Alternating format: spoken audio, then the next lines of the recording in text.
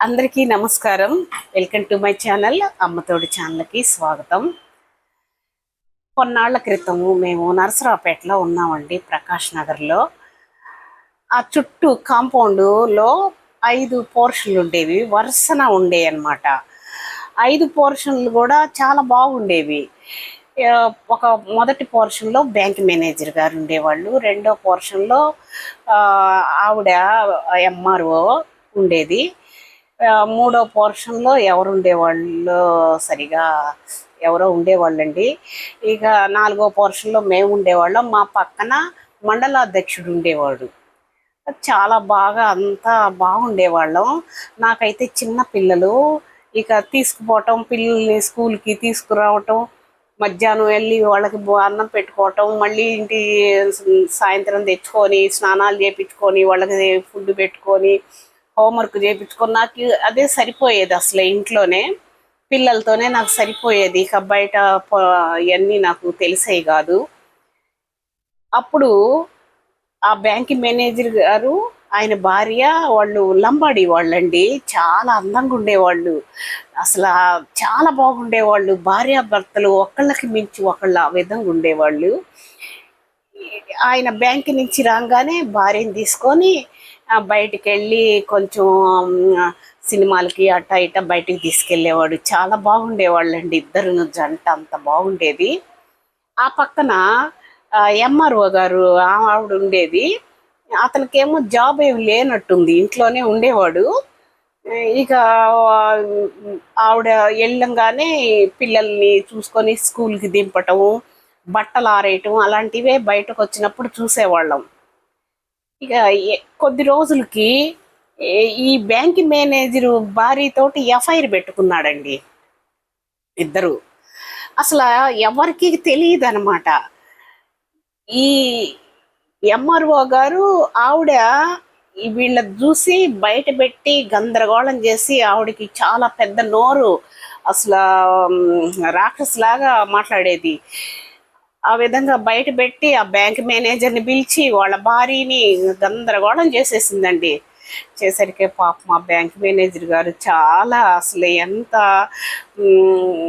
పరువు అంతా పోయింది ఆయనకి. ఆ విధంగా అయ్యి ఆ అమ్మాయి తల్లిదండ్రుల్ని పిలిపించుకొని పెద్ద గొడవలు రచ్చలయ్యి, వాళ్ళ భాష లంబాడి భాషలో మాట్లాడుకుంటున్నారు. మాకు అర్థమయ్యేది కాదు. ఇక పంపించేశారు. వాళ్ళ కాపురం పోయింది. వీడేమన్నా ఆదుకునేవాడా, లేకపోతే వీడికి ఏమన్నా మనిషేనా, అది ఎందుకు చేసింది అంత చక్కని భర్త, ఇంకా పిల్లలు లేరు, మంచి జాబు, ఏం తక్కువైంది, ఎందుకు ఇట్టు చేసింది, అసలు మాకైతే అర్థమే కాల. వీడేమన్నా ఆదుకుంటాడా, పెళ్ళం తీసుకొస్తే ఇంట్లో కూర్చొని తినేవాడు. ఇలాగా చాలా మంది ఆడవాళ్ళు చేతుల కాపురాలు నాశనం చేసుకుంటున్నారు చాలా మంది అండి. అప్పుడు వాళ్ళే కాదు, ఇప్పుడు కూడా అలాగే జరుగుతుంది. ఇప్పుడు కూడా ఉన్నారు చాలా మంది చేతులారా కాపురాలు నాశనం చేసుకొని అధోగతి పాలైపోతున్నారు. ఎందుకంటే నేను చెప్పేది ఇలాంటివి కొంతమంది అయినా, ఇలాంటి మెంటాలిటీతో ఉండేవాళ్ళు కొంతమంది అయినా బాగుపడతారని చెప్తున్నా.